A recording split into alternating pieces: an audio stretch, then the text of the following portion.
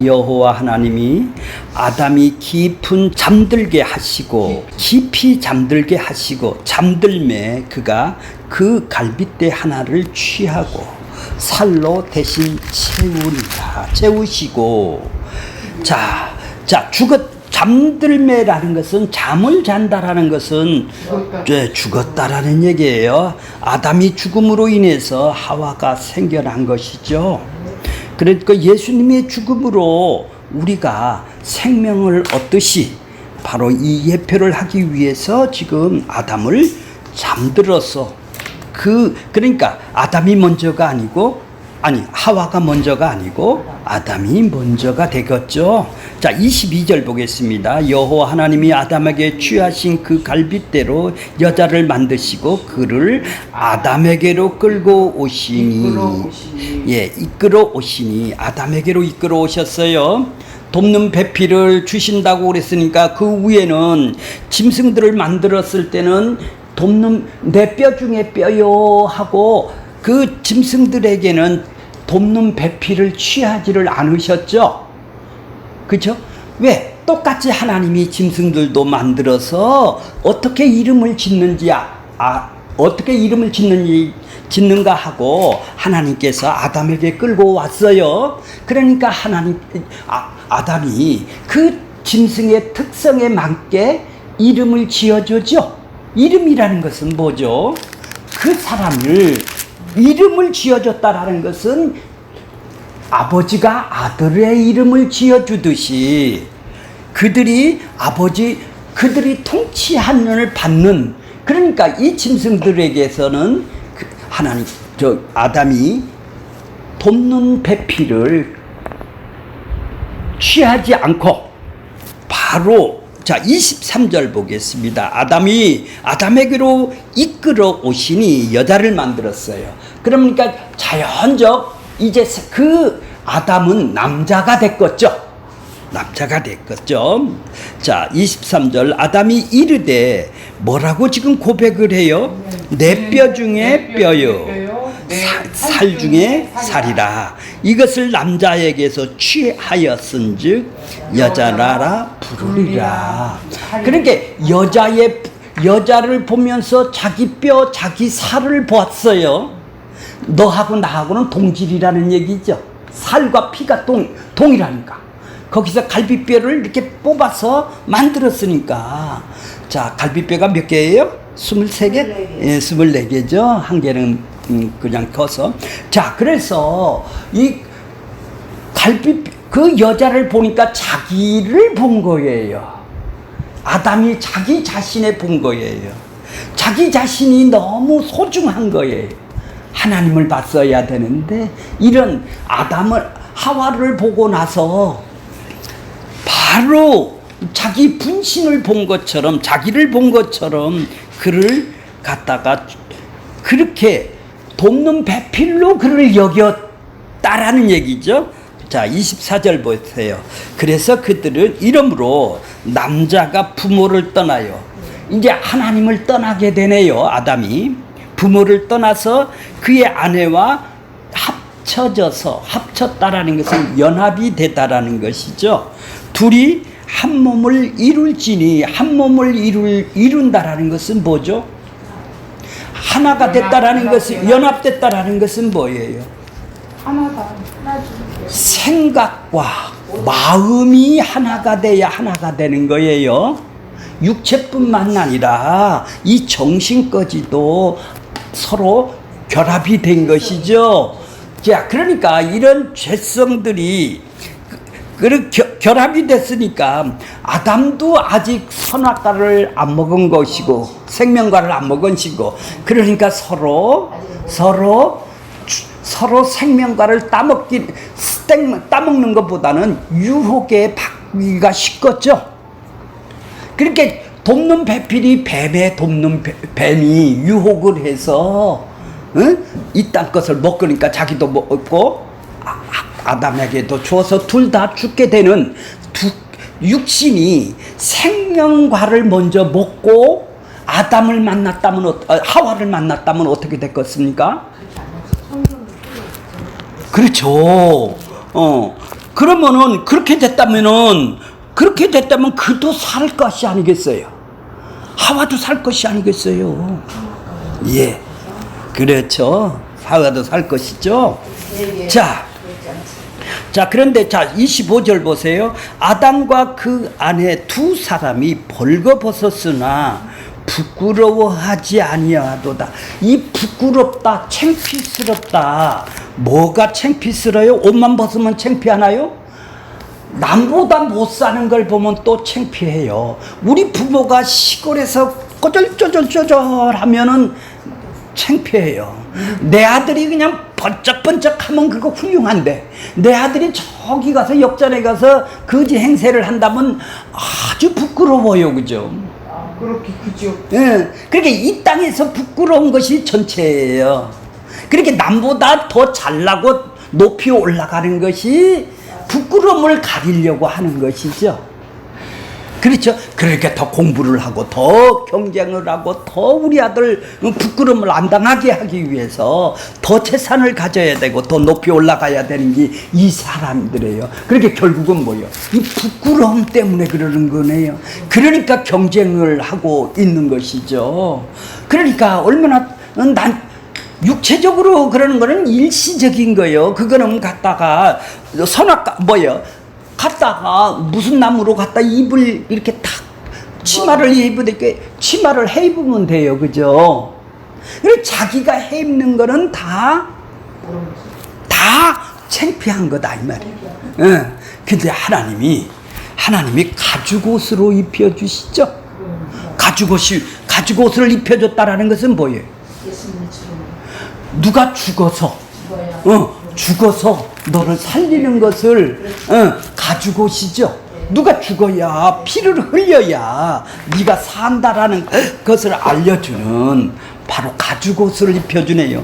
그러면 가죽옷을 입혀주는 건 내가 노력해서 구원받는 게 아니네. 내가 노력하는 것은 창피한 거, 이 부끄러움을 가리는 것이 우리의 일생이고, 내가 노력해서 하는 것, 그분이 주신 걸로 가리는 것은, 그분이 주시는 것으로 가리는 것은 뭐예요? 선물이네요. 그죠? 선물이네요. 우리의 구원이 바로 그렇다라는 얘기예요. 우리가 스스로 노력해서 가리는 게 아니라는 얘기죠.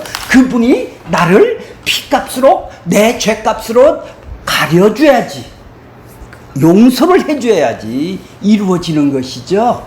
바로 이 부끄러움을 가리는데, 이제 2장, 3장 넘어가면은 많이 좀 부끄러움에 대해서 좀 구체적으로 하게 될 거예요. 자, 그러면 원고를 오늘 보겠습니다. 원고를 보겠습니다. 24절에 보면은, 이러므로 남자가 부모를 떠나 그의 아내와 합하다라는 것은 우리가 많이 배웠죠?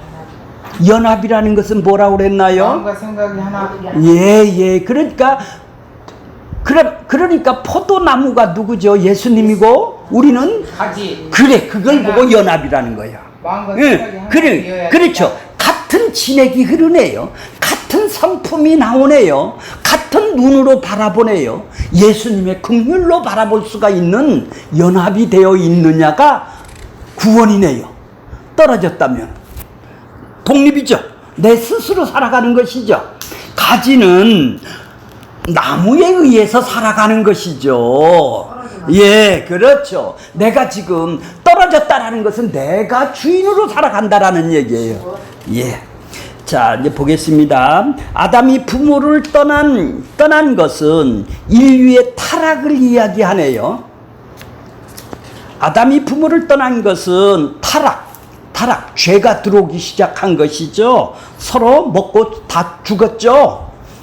자, 그거를 이제 저번 시간에 우리가 보았어요. 아담과 선악과를 안 먹고 선악과도 생명과도 먹지 않는 상태에서 떠나서 지금 합쳐졌으니 그들은 뭐예요? 더 타락 이야기. 하나님이 멀리 떠나는 이죠. 오늘은 뭐예요? 아담이 부모를 떠난 것은 뭐를 예표한다고? 예수 그리스도께서 자기 백성을 구원하려는 것을 살펴보고자 하는 것이죠. 하나님은 하늘나라에서 하나님을 떠나서 이 땅에 오신 것이죠. 예수님이. 자, 구원은 창세전 언약의 근거로 주어집니다. 이것을 죄 아래에 있는 자기 백성들이 하나님의 아들인 예수의 피로 흘리심으로 구속함을 입어서 하나님이 아들들이 되는 것으로 되어 있는 것이죠. 창세전 언약은 그래서 구속사라고 그러는 거예요. 값을 갚아주고 참 하나님의 아들이 죽으셔서 그 아들들을 어떻게 해요? 구원하시는 것입니다. 이것이 하나님께서 아담과 하와가 뱀의 유혹으로 죄와 사망이 떨어진 것을 그 아들이 이 세상을 보내어 피 흘리게 하셔서 구원을 이루어 간다라는 뜻이죠. 예수님이 이 땅에 오신 것은 부모를 떠난 것이네요. 그렇죠? 그렇죠? 네. 하나님을 떠난 것이죠. 태초는 하나님의 나라를 구원하기 위함이죠. 그러니까 예수님은 태초의 말씀이신 말씀으로 계셨던 하나님이 이 세상에 오신 것이죠. 태초는 하나님의 나라를 말하는 거예요. 하나님의 나라에 사시는 하나님이 왜 이 피조 세계에 오셨나요? 그 이름 속에 내용이 담겨 있습니다.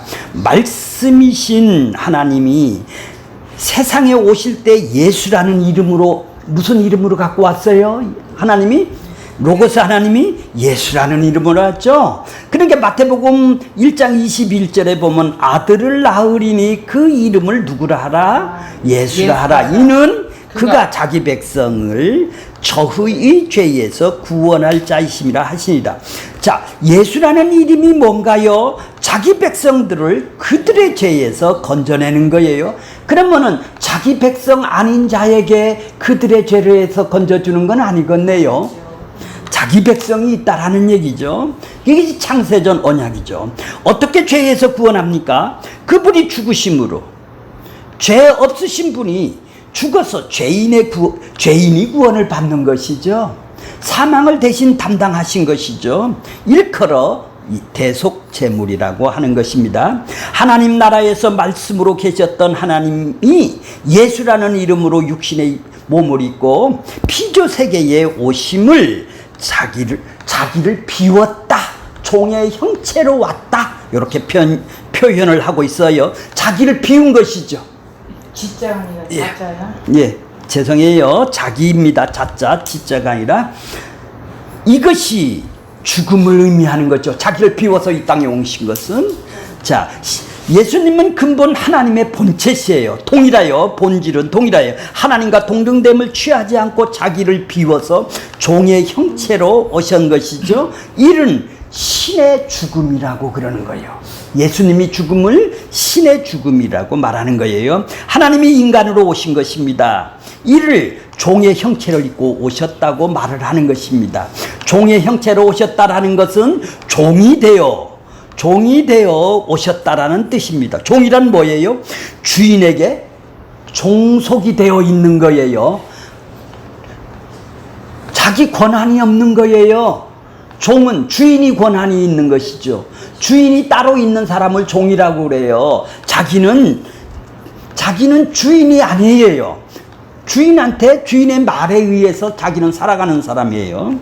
그러니까 하나님은 근본 하나님 종이었는데 종의 형체로 오셨다라는 것은 종이 되셨다 오르는 것이고, 그래서 예수님은 역사 속에서 철저하게 아버지에게 종속이 되어 삶을 사신 것입니다. 종으로 사신 것입니다. 예수님께서 십자가를 앞두고 겟세마네에서 기도하실 때 이 잔을 옮겨달라고 하셨어요. 이를 십자가를 지지 않겠다라는 것이죠. 그때 하나님께서 천사들을 보내주셔서 예수님을 수종들게 하셨어요. 육신의 입으시분으로 육신의 고난이, 그분은 사람의 몸으로 이 땅에 왔다라는 것을, 인성으로 왔다라는 것을 알게 하기 위해서 지금 십자가를 지지 않겠다, 이 잔을 옮겨주시옵소서 할 수가 있는 것이죠. 왜? 완전한 인간으로 오셨단 말이에요. 천사들은 어떤 수종을 들었는가 하면 예수님이 십자가에 지도록 수종을 하신 거죠. 그러자 예수님은 뭐라고 그래요? 내 뜻대로. 내 뜻이 뭐예요? 인간적인 뜻이죠. 육신의 뜻이죠. 인성을 가지고 있는 뜻이죠. 내 뜻대로 마시고 아버지 뜻대로 하옵소서 하는 뜻입니다. 라고 하시며 자기 뜻을 철회를 하시고 십자가에서 지셨습니다. 십자가를 지셨습니다. 예수님은 아버지를 떠나와서 죽임을 당하신 것이죠. 아버지는 그 아들 예수 그리스도의 죽음을 가지고 자기 백성들을 살려내는 거네요. 그러므로 예수님이 부모를 떠나온 것은 구원을 이야기를 하고 있는 것이죠. 하나님이 보내주셔서 오셨으니까. 예수님은 창조주이십니다. 그래서 만물이 그로 말미암아 지음바 되었다고 하는 것입니다. 이는 예수님이 만물 속에서 새로운 창조의 일을 하신다라는 뜻입니다. 하나님이 역사 속에서 하시는 창조는 자기 백성들을 죄에서 구원하는 일입니다. 그래서 예수님에 의해서 구원받은 성도들을 일컬어 새로운 피조물이 된 거예요. 그냥 피조물이 아니라 새로운 피조물이 된 것이죠. 창조를 했다라는 얘기죠. 이 새로운 형상으로 새로운 본성이 우리 안에 들어온 것을 보고 뭐라 그래요? 새로운 피조물이라고 그러는 거예요. 그러니까 자기 본성, 육신을 위해서 살고 싶어하는 본성밖에 없는데 하나님께서 새로운 본성을, 죽었던 생명을 살려서 새로운 본성을 새 피조물에게, 우리에게 넣어 주신 것이죠. 그래서 이제 하나님의 뜻대로 살고 싶어하는 본성이 생긴 것입니다. 이를 새로운 형상으로 창조되었다고 합니다. 성경이 말하는 창조란 죽은 자를 살려내는 거네요. 그렇죠? 허물과 죄로 죽었던 우리를 살려내는 걸 보고 창조라고 그래요. 창조. 그러니까 죄인을 구원하는 것입니다. 그래서 성경은 창조와 구원을 동의어로 사용하고 있습니다. 이 세상은 죄 아래에 있습니다. 죄의 싹은 사망입니다. 죄 아래에 있는 이 세상은 죽은 세상입니다. 그러니까 모두 다 허물과 죄로 죽은 세상이죠. 죄인 스스로 살 수 있는 길은 없습니다. 생명을 얻는 길은 없어요. 죄인이 살 수 있는 것은 오로지 창조주가 오셔서 살려주어야만 합니다. 예수님이 세상에 오신 것은 죽은 자를 살려내기 위함입니다. 죽은 자가 어떻게 살아납니까? 산 자의 죽음에 의해서 죽음으로 주어지는 것입니다. 예수님은 산 자입니다. 살아있는 생명이죠. 그 안에는 영원한 생명이 있는 것이죠. 하나님은 예수님 안에 있는 영원한 생명을 끄집어내시고자 죽음에 넘겨주신 것이죠. 이를 한 알의 밀알이 땅에 떨어져 죽어서 많은 열매를 맺는다라고 말을 하는 것이죠. 예수님은 자기 안에 있는 생명을 낳고자 지금 죽으신 것이죠. 십자가에서. 예수님의 죽음은 나아진, 이로 인하여 태어난 사람들은 나아진 자들을 하나님의 아들이라고 하는 것이에요. 하나님께서 역사 속에서 담아놓은 생명의 법칙은 씨가 죽어서 열매를 맺도록 모든 씨 안에 씨를 심어놨어요. 씨앗 안에 씨를 심어놨어요. 이게 이제 생명의 법칙이에요. 생명이 죽어서 생명을 낳도록 하신 것이죠. 모든 씨앗의 생명은 죽어야 그 생명이 다시 태어나게 돼 있어요. 자, 그래서 피조 세계의 모든 생명은 죽음을 바탕으로 나아진 것을 나타내는 것입니다. 예수님이 자기 안에 있는 백성들을 낳기 위해서 부모를 떠나 이 세상에 오신 것이죠. 자, 남자와 여자를 그리스도와 교회에 대한 비밀을 얘기를 해주기 위해서 지금 떠나는 거예요. 그래서 바울은 남자가 부모를 떠나 그 아내와 하나 되는 아담과 하와의 이야기를 신약에서는 예수 그리스도와 교회의 비밀이라고 얘기를 하고 있어요. 에베소서 5장 30절에 보면은 우리는 그의 몸의 지체예요. 우리가 누구라고요? 지체란 말이에요. 그의 몸이니까 지체라는 거예요. 이러므로 사람이 부모를 떠나 그 아내와 합하여 그 둘이 한 육체가 될지니 이 비밀이 크도다. 내가 그리스도와 교회에 대해서 지금 얘기를 하네요. 이 비밀이. 그러니까 부모를 떠나 그 아내가 합쳐져서 그 둘이 하나 되는 것은 교회의 비밀을 그리스도와 성도의 비밀을 얘기를 해주고 싶어서 하나님께서 부모를 떠나 그 아내와 합쳐진다고 얘기를 하는 거예요. 자, 바울은 아담과 하와의 이야기를 그리스도와 교회 이야기로 말해주고 있습니다. 남자와 여자를 그리스도와 교회로 대한 비밀이네요. 이건 단순하게 남자가 여자 이야기가 아니라 비밀이란 감추어져 숨은 뜻이 있다라는 의미죠. 그렇다고 한다면 아담과 하와 이야기는 겉으로 드러난 아담의 타락 이야기로만 보아서는 안 되는 것이죠. 겉으로 드러나는 사건은 인간이 타락 이야기지만 그 속에 담겨진 이야기는 죄인을 구원하는 사건인 것이죠. 아담이 부모를 떠난 사건 속에는 예수 그리스도께서 자기 백성들을 구원하는 구속 이야기가 담겨 있다라는 뜻입니다. 이것을 이중 계시라고 얘기를 하는 거예요. 두 개 계시가 되어 있다 이 말이에요. 한 사건 속에. 그래서 아담과 여자는 그리스도와 교회의 비밀이라고 에베소서 5장 31절에 비밀이라고 크도다. 비밀이 크도다. 내가 그리스도와 교회에 대해서 지금 아내와 남자가 부모를 떠나는 것을 바로 교회와 성도를 그리스도와 교회를 얘기를 하고 싶어서 이 비밀을 얘기를 하고 싶었기 때문에 이중 계신 것이죠. 바울은 비밀을 안 것입니다. 그래서 아담이 부모를 떠나 그 아내와 합하여 한 몸이 되는 사건은 예수 그리스도가 하나님을 떠나 성육신 우리와 연합하여 교회를 이루는 사건이 되겠네요. 바울은 남자가 부모를 떠나는 것은 예수님이 자기를 비워 종으로 형체로 오셔서 성도를 구원하기 위한 사건으로 정의를 해주고 있는 것입니다. 예수님은 왜 하나님의 위치를 버리고 피조물의 모습으로 오셨는가요? 이는 창세전에 어린 양의 생명명책에 기록된 자기 백성들의 죄를 값을 갚아주고 건져내기 위함입니다. 이 세상에는 어린 양의 생명력책에 기록된 자들이 있기 때문에 그런 것이죠. 예수 그리스도 안에서 나온 자들입니다. 이것이 마치 아담 속에서 하와가 나온 것과 같은 것입니다. 아담이 여자의 죽음에 동참한 것은 곧 예수님께서 자기 백성들을 위하여 죽음에 넘기신 것과 동일한 것이죠.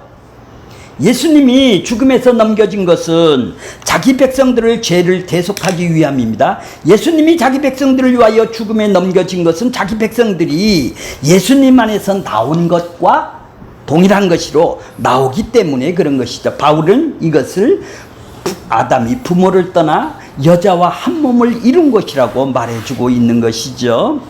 여자와 한 몸을 이룬 것은 여자의 운명에 동참한 것과 같은 것입니다. 아담이 여자와 함께 죽음에 떨어진 것은 그 여자가는 자기 안에서 나온 자기 분신이기 때문인 것입니다. 이는 내 뼈 중에 뼈요 내 살 중에 살이라고 합니다. 성도들은 마찬가지로 예수님의 뭐예요? 뼈요 살입니다. 그래서 성도를 일컬러 몸의 지체라고 그러는 거예요. 뼈와 살을 구성하고 있는 몸의 지체라고 얘기를 하는 거예요. 몸은 여러 가지 지체와 그 지체들로 구성이 되어 있어요. 성도는 그리스도의 뼈 중에 뼈고 살 중에 살입니다. 구원이 뭐냐 하면 원래 자리로 돌아가는 거예요. 원래 자리인 것으로 찾아가는 것입니다. 성도는 원래 자리는 어디에 있어요? 예수 그리스도 안에 있었다라는 얘기예요. 자, 그래서 로마서 11장 36절에 이는 만물이 주께서 나왔다라는, 모든 이 땅의 모든 만물들이 어디서 나왔다고요? 예수님께서 나왔고 주로 말미암고 주께서 붙잡고 주께서 통치하시고 계신다라는 얘기예요. 주께서 이 세상을 창조하시고 그 주께서 이 세상을 유지하고 보존하고 지키시고 통치하시고 계시고 마지막에는 어디로 간다고요? 주께로 돌아가니라. 영광이 그에게 세세토록 있을지어다. 만물이 주께서 나왔다라는 것은 성도가 예수 안에서 나왔다라는 말이 되는 거고, 주로 말미암았다라는 것은 예수의 생명으로 산다라는 얘기입니다. 그 주께로 돌아간다라는 것은 예수 안으로 되돌아간다라는 뜻이죠. 이게 구원이에요. 구원이란 예수 안에서 나와서 예수로 살다가 예수에게로 돌아가는 것입니다. 예수 안에서 나온 것은 창세전에 영생 얻기로 작정된 자가 되어서 이 세상에 보내심을 입은 것입니다. 하나님은 영생 얻기로 작정된 자들을, 그 아들을 보내셔서 찾아내서 죄에서 구원하여 생명을 주게 하셨다라는 것이죠. 하나님의 아들이 왜 이 땅에 오셨어요? 자기 백성들의 죄를 위하여 죽으러 오신 것이죠. 이것이 아담의 선악과를 먹고 죽은 자가 된 하와가 주는 선악과를 먹고 함께 죽음에 동참한 것과 동일한 것이죠. 이 세상은 죄와 사망 안에 있습니다. 이를 율법 아래 있다고 말을 하죠. 예수님이 율법 아래 오신 것은 죽음을 뛰어든 것이죠. 죽음에 뛰어든 것이죠. 이는 죽음 안에서 있는 자기 백성들을 구원코자 함인 것입니다. 자기 백성들을 죄를 대신 담당하기 위한 것입니다. 예수님은 자기 안에서 나온 자기 백성들을 위하여 자기 몸을 죽음에 넘겨준 것이죠. 이를 대속이라고 하는 것이죠. 예수님이 부모를 떠나왔기 때문에 주어진 것이죠. 자, 둘이 한 몸을 이룰지나 고린도전서 15장 45절에 보면 기록된 바 첫사람 아담은 산영, 넷핏이 하야라고 그랬죠. 산영이라고 그랬어요. 그게 산영이에요. 생기가 그 안에 주어졌는데, 생기는 생명을 알아볼 수 있는 기운만 있다 뿐이지 생명을 얻은 것은 아니죠. 생명을 알아보고 감지를 할 수 있는 능력이 있다라는 것이죠. 산영이라는 것은. 자, 함께 마지막 아담은 예수인데 살려주는 영이에요. 살려주는 생명이거든. 살려준단 말이에요. 우리 영을 살려준다라는 것은 뭐예요? 생명이 있게 한다라는 얘기죠. 예, 예. 자, 하나님이 육신의 형체로 오실 수 있는 것은 부모를 떠나서 독립할 수 있는 건강한 남자로서 살려주는 영이기 때문에 부모를 떠나서 이 땅에 오신 거예요. 그러므로 남자가 부모를 떠나 그 아내와 한 몸을 이루는 것은 예수님만이 하실 수 있는 일이지 아담이 할 일이 아닌 것입니다. 하나님이 아담을 깊이 잠들게 하시고 옆구리에서 갈비뼈를 취하셔서 여자를 만드셨습니다. 그리고 하나님께서 여자를 아담에게로 인도하셨어요. 이를 행하시는 주체가 누구죠? 하나님이시네요. 하나님이 빼내시고 하나님이 한 몸으로 되도록 하신 것이죠. 한 몸이란 둘이 하나가 되는 것을 말해요. 원래 자리로 돌아가는 거예요. 그 남편이 있는 자리로 돌아가는 거예요. 여자가 마치 시계를 분해했다가 다시 조립하는 거와 같은 것이네요. 이 일을 하나님께서 하시는 것이죠. 성도가 그리스도와 한 몸 되는 것도 하나님이 하시는 일이지 성도가 하는 일이 아니네요. 우리가 예수를 믿는 것은 예수와 한 몸이 되는 것입니다. 우리가 예수를 믿는 것이 아니죠. 우리가 믿는 것이 아니에요. 하나님이 어떻게 한다고? 선물을 줘서 믿음을 선물로 줘서 믿어지게 해주시는 것이죠. 그래서 예수를 믿어서 구원을 얻게 하는 마음을 하나님의 선물이라고 얘기를 하고 있는 거예요. 자, 예수님은 아버지께서 이끌어온 자들을 자기에게로 끌어당기고 계세요. 예수 그리스도가 성도를 끌어당겨 줄 때 성도는 그리스도와 한 몸이 되는 것이죠. 요한복음 6장 37절에 보면 아버지께서 내게 주신 자, 아버지가 나한테 주신 자가 있다는 거예요. 예수님이 지금 그렇게 얘기를 하고 있어요. 다 내게로 올 것이요. 안 준 자도 있다라는 거예요. 안 준 자들은 안 오겠죠. 예. 하나님이 나한테 주신 자만 나한테 오신다라는 거예요. 내게 오는 자는 내가 결코 쫓아내지 아니하시리라. 44절. 나를 보내신 아버지께서 이끌지 아니하면, 아버지께서 이끌어서 나한테 주시지 아니하면 아무도 어떻게 한다고? 내게 올 수 없다. 그러니까 하나님이 주셔야 나한테 온다라는 얘기예요. 그를 내가 마지막에 다시 살리시리라. 자, 예수는 아무나 믿는 것이 아니네요. 그러니까 아버지께서 믿어지게 해주시는 자들만이 믿을 수가 있는 것입니다. 이를 예수님은 아버지께서 내게 이끌어 주셨다. 믿음을 선물로 주셨다라는 것을 보고 이끌어 주셨다고 말을 하는 거예요. 예수님은 아버지께서 이끌어 온 자들에게 생명을 주시는 것이죠. 예수님은 성도를 아버지께서 자기에게 주신 자들이라고 말씀하고 계시죠. 하나님께서 성도들을 예수에게 맡기신 거네요. 하나님이 예수에게 맡기셨어요. 예수님은 아버지께서 맡긴 자들을 끝까지 지켜내시는 것이죠. 그러므로 우리의 구원은 처음부터 끝까지 하나님이 하시는 것입니다. 예수를 믿는 주체가 하나님이시지 우리가 아닌 것이죠. 하나님께서 예수를 믿어지게 해주신 것이죠. 그래서 구원을 선물이라고 하는 것입니다. 우리에게 나와 예수에게로 들어가게 하는 것이 바로 구원이네요. 세상에서 뽑아 나와서 예수께로 들이보내는 것이 바로 구원이라는 얘기죠. 이것이 아담 속에서 여자를 꺼냈다가 다시 아담에게로 데려오는 것, 데려다 주는 것으로 미리 말씀을 해주고 있네요. 똑같단 말이에요. 그러므로 에덴 동산에서 아담과 하와를 악에 일어나는 일들은 창세전 언약이 역사 속에서 어떻게 펼쳐지는지를 보여주고 있는 모형적인 그림이네요.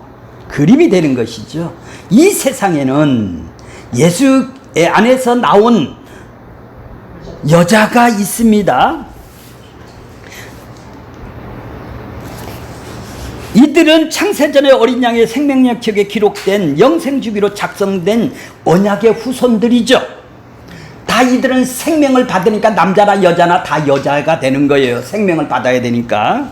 예수님께서 오셔서 이들을 자기 안으로 끌어당기셔서 한 몸을 이루셨습니다. 아버지께서 떠나옴을 입은 예수님은 이 땅에서 자기 안에서 나온 자들을 위하여 십자가에서 죽임을 당하십니다.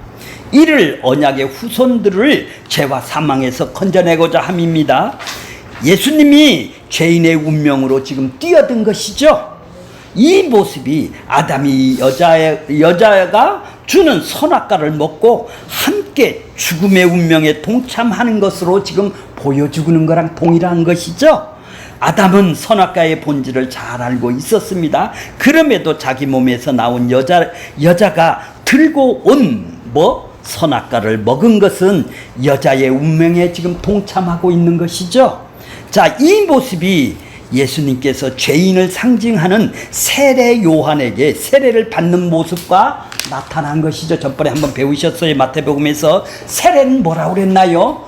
연합이라고 했어요. 연합. 세례 받는 자와 세례 주는 자와 같이 연합이에요. 그러면은 세례는 예수님이 줘야 되잖아요. 죄 없는 사람이 세례 요한에게 죄를 연합을 시켜서 죄 없는 자로 만들어 줘야 되는데 왜 세례 요한한테 예수님이 죄 없는 분이 받으셨습니까? 예, 그렇습니다.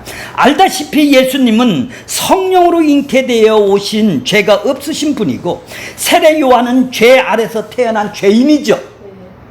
예수님이 세례 요한에게 세례를 받음으로 죄가 없으신 분이 죄인과 연합이 되는 것이네요. 그렇죠? 예수님은 율법을 세례 요한에 까지라고 얘기를 해요. 율법은 세례 요한에 까지라는 거예요.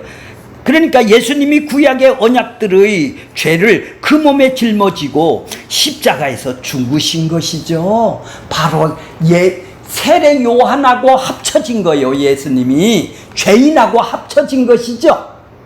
그 세례 요한이 마지막 선지자로서 구약의 모든 율법의 마지막 선지자로 그 율법의 죄를 예수님이 대신 지금 다 받으신 것이다 이 말이에요. 그래서 예수님이 세례 요한에게 세례를 받는 것입니다. 예수님이 죽으심으로 말미암아 언약의 후손들이 죄와 사망에서 건져냄을 당하는 것입니다. 예수님을 부모를 떠나온 것은 창세전 언약을 이루기 위한 것입니다. 아담이 부모를 떠나 자기 안에서 나온 여자를 위하여 죽음에 동참한 것처럼 예수님께서도 부모를 떠나 자기 안에서 나온 창세전에 어린 양 생명록책에 기록된 영생주기로 작정된 여자의 후손들, 자기 백성들을 위하여 죽음의 길을 택하신 것입니다. 이를 바울이 잘 알고 뭐라고 그래요? 교회와 그리스도의 비밀을 아담과 하와가 부모를 떠나 한 몸을 이루는 것으로 이야기를 해주고 있는 것입니다. 그러므로 결혼이란 뭘까요? 남자와 여자가 한 몸이 되는 것이에요. 예수님과 우리가 한 몸이 되는 것이에요. 정확하게 말하면 여자가 남자 안으로 들어오는 거예요.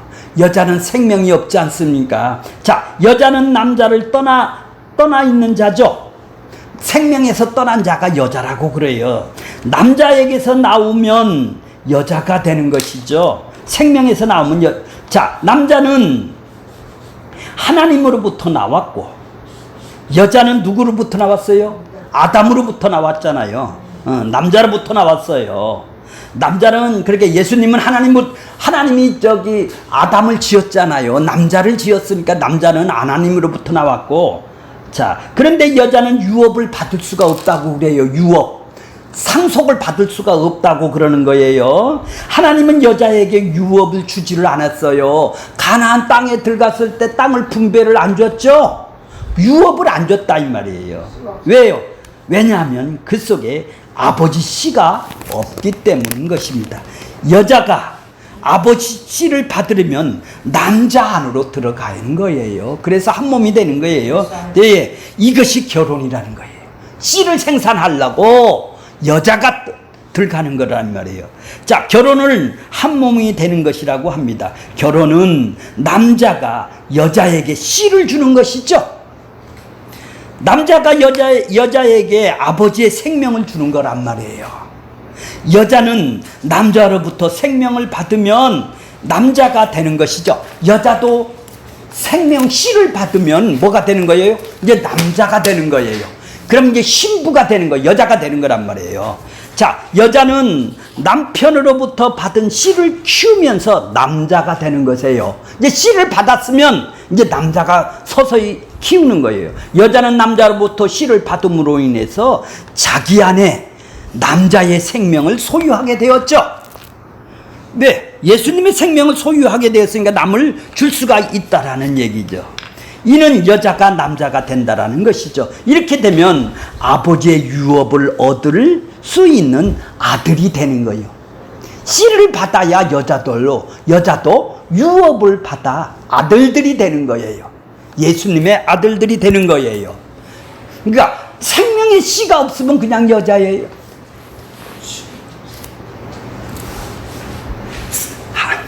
그러니까 지금 육신의 씨를 얘기를 하는 것이 아니에요. 자, 예수님께서 성도들에게 씨를, 하나님의 생명을 주신 것이죠. 그러니까 우리는 다 여자예요. 남자도 씨를 받으면 여자가 되는 거예요. 자, 그래서 예수의 씨를 받은 성도를 일컬러 하나님의 아들이라고 그렇고, 아들이면 유업을 이을 자요. 그래도 여자가 숫자로 들어가는 거예요. 왜요? 이제 유업을 얻을 남자의 씨를 받은 사람, 하나님의 씨를 받은, 생명의 씨를 받은 사람만이 유업을 얻게 되는 것이다 이 말이에요. 이제 유업 알았죠? 그래서 구약 시대는 여자들을 숫자로 치지를 안 했죠? 왜? 유업을 받을 수가 없으니까 그런 거예요. 씨가 없으니까 남자한테 들어가서 씨를 받아야 그가 유업을 얻게 되는 거예요. 그래 남자로 이제 여자로 남자로 살게 되는 것이겠죠? 자, 이제 맨 마지막 25절 보겠습니다. 25절. 아담과 그의 아내 두 사람이 벌거벗었으나 뭐 하지 않았다고요? 부끄러워하지 아니하였다. 벌거벗었으나 부끄러워하지 않다라는 것은 부부이기 때문이 아니라 선악과를 먹기 전 사람은 자신을 의식하지, 동그라미 치세요. 자신을 의식하지 않았다 이 말이에요. 왜? 자기가 주인이 아닙니까? 자신을 의식하지 않았기 때문인 거예요. 자신을 의식할 필요가 없잖아요. 자기를 위해서 안 사니까. 즉 선과 악을 알지 못한 상태에서 가능한 일로 자신을 의식하지 않기에 자신을 기준으로 입장해서 선과 악을 구분하고 판단하지 않았다라는 거예요. 그러니까 창피한 것이 없었다라는 거예요. 내 기준으로 판단을 해야 선악을 먹고 내 기준으로 선과 악이다. 저건 좋은 거다. 저건 싫은 것이다. 이게 판단을 내가 주인 돼서 해야 이제 부끄러움이 온다는 말이에요. 그러니까 선악과를 먹기 전에는 이런 부끄러움이 없었어요. 자, 하지만 자신을 의식하게 되면 벌거벗은 자신의 상태를 의식하고 부끄러움을 알게 되겠네요. 이제 이때서부터 남하고 이제 비교가 되는 거예요. 하나님은 이걸 원치 않으셨죠.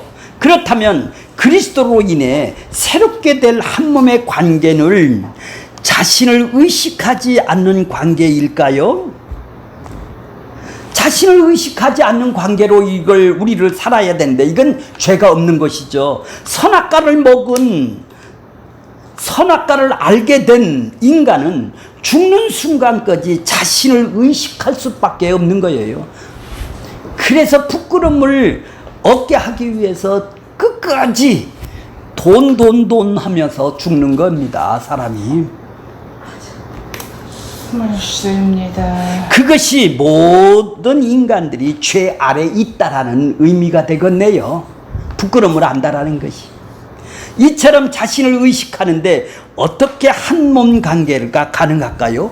어떻게 이렇게 자신을 의식하는데 관계가 신자는 예수 안에서 자신이 의식하되 새로운 시각으로 의식하게 되는 거예요. 구원을 받은 사람은 새로운 시각이 생겼단 말이에요. 예수 합쳐졌으니까 이제 많이 가졌고 안 가졌다에 부끄럽고 안 부끄럽지가 않다 이 말이에요. 예수님의 시각을 가지기 때문에.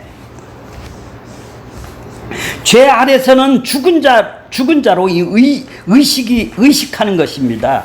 자신을 죽은 자로 의식하면 죽을 몸을 가치 있게 만드는 것에 집중하고 있는 것이 아니라 죽을 자를 살리는 분에서 우리는 집중하게 되어 있어요. 이것이 그리스도 피로 세워진 한 몸의 관계예요. 없는 거 있는 거에 갖다가 이 세상 거에 집중하는 것이 아니라 죽는 자를 살리는 일에 집중하게 되어 있다는 말이죠. 그렇게 한 몸의 관계라면 부끄러움이 없어야 되는 거예요. 우리는 부끄러움이 없어야 되는 거예요. 이게 교회인 거예요. 교회는 부끄러움이 없는 거예요. 물론 옷을 벗고서 부끄러움을 느끼지 말아야 한다라는 것이 아니라 자기를 의식하지 않고 나를 의식하고 이웃을 의식하면서 저울질하며 타인보다 못하고 낮은 자리에 있는 것을 부끄러워하는 세상의 방식이 통용되지 않는 것이 교회라는 얘기예요. 근데 교회가 타락하면 어떻게 되죠? 교회가 아닌 곳이 교회가 되면은 그렇죠. 전부 다 부끄러워서 이거 돌라고 이 부끄러운 거 해결해 돌라고 하나님한테 주시옵소서 하고 철야를 하고 할렐루야라고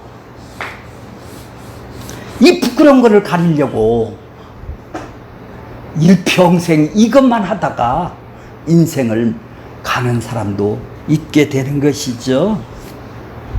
그래서 교회에서는 잘난 사람, 못난 사람 구별이 있을 수가 없는 건데도 불구하고 모두가 예수님의 십자가 앞에서 죽은 존재이기 때문에 우리는 예수님 앞에서 다 심판받아 죽은 존재 때문에 부부라는 관계에서도 새로운 시각에서 바라봐야 되겠네요. 이제 부부도 새로운 시각에서 바라본다 이 말이에요. 세상 시각에서 부부는 서로 자기 행복을 위해서 맺어진다고 생각해. 나 행복하기 위해서 나는 결혼한다라는 것이죠. 전부 다 서로 그러니까 기대하는 것이 있네. 서로에게 기대하는 것도 자기 행복 때문에 기대하는 것이죠. 이 기대가 깨어지면 어떻게 해요? 부부관계가 지속될 수 있을 이유를 잃어버리게 되고 빠이빠이 하게 되는 것이죠. 하지만 신자에게 결혼은 자기 행복을 위한 것이 아니라 그리스도를 위한 것이라면 어떻게 되겠어? 그리스도를 위한 것이라면 물론 젊은 부부가 그리스도를 중심으로 한 생각을 부부관계에서 시작하는 것은 매우 어려워요. 이거는 어려운 일이지만 애초부터 마음이 그리스도가 아닌 자신에게만 향해 있기 때문에 그런 것이죠.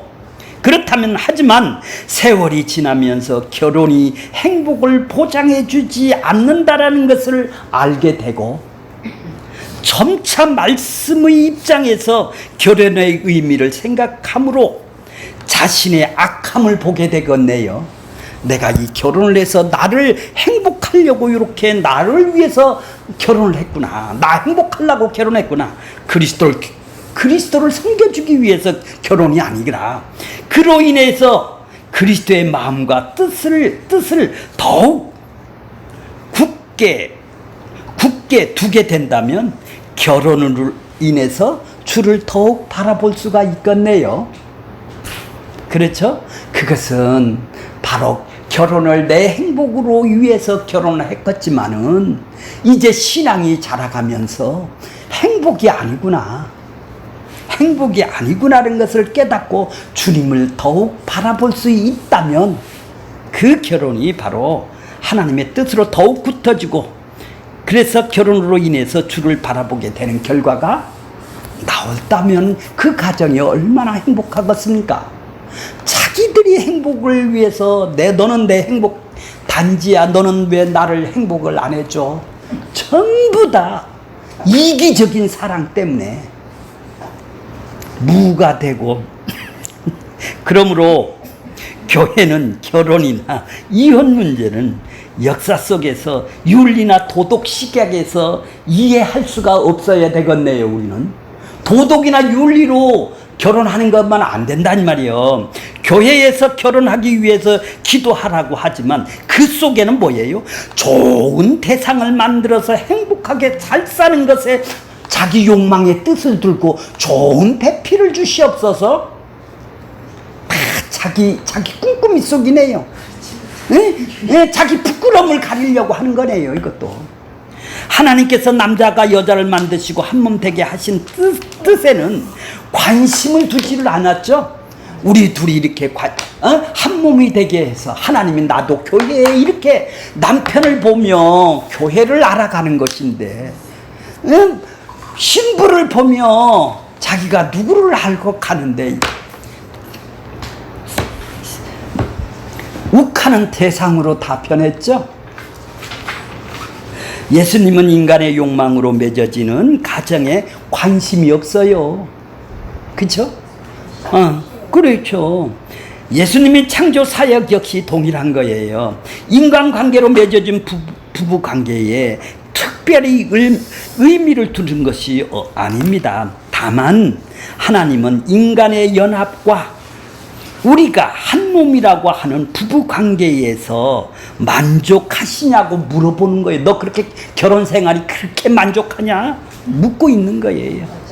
하나님을 섬긴다고 하면서 정작 인간끼리 연합하여 살아가는 세상을 더 사랑하고 인간관계를 더 중요시 하는 것이 아닌가를 하나님이 묻고 계시는 거예요. 이 결혼 생활을 통해서. 물론 성경은 지금 가정이라는 관계나 가정의 화목을 무너뜨리라는 것이 절대 아니죠. 간혹 교회를 헌신을 앞세워 가정일에 무관심하기도 하는데 그것은 하나님을 바로 알지 못했기 때문에 그런 거예요. 내가 주를 향해 나아간다 해서 주가 나를 받아주시는 것이 아님을 우리는 이 감과 흘러보낸단 말이에요. 안 본단 말이죠. 그것이 바로 나의 탐심이야. 난 이렇게 열심히 해주니까 우리 가정 지켜주겠지. 이 탐심이, 이 탐심대로 하나님을 끌어온 것에 불과한 것이죠. 죄로 인해 무너진 관계에서, 인간관계에서 우리가 바라는 대상은 누구여야 되는 것이죠? 예, 결론적으로 말하면 우리의 신랑 대신 그리스도에게 소망을 두고 그리스도께 부르심을 받은 존재로 살아가는 것이 우리가 할 일이고 가정생활입니다. 한몸 관계는 이제 신랑이신 예수님을 머리로 한 교회로 말미암아 증거되는 것이에요. 그러니까 이 교회를 배우기 위해서 가정도 주셨고 교회를 통해서 또 가정이 더 행복할 수 있는 이 서로 교회하고 가정하고가 서로 한 몸으로 이루어지게 만들어 주셨는데도 불구하고 가정이 행복하지도 못하니까 교회도 행복이 없는 것이죠. 교회가 행복하지를 못하니까 이기적인 사람들이 모여서 모임의 공동체가 돼버리니까 가정도 동일하게 이기적인 공동체로 자기 탐심으로 쓰게 되는 것이죠. 그러니까 우리가 진정한 지금까지 결론이 뭐예요? 내가 생명을 받았느냐 말이에요. 남편 대신 예수님으로 인해서 내가 생명을 받았다면 나하고 그분하고는 한 연합의 관계가 됐다면 이제는 내가 내 남편하고도 내 아내하고도 연합이 되는 관계로 평강을 누리고 기쁨을 누리고 은혜를 누릴 수 있는 안식처가 되는 것이죠. 이것이 이 땅에서 마귀의 세상에서 이 땅에서 극복할 수 있는 길은 바로 이 가정에 하나님 나라가 이루어지는 것이고 교회가 하나님 나라가 이루어지는 것입니다.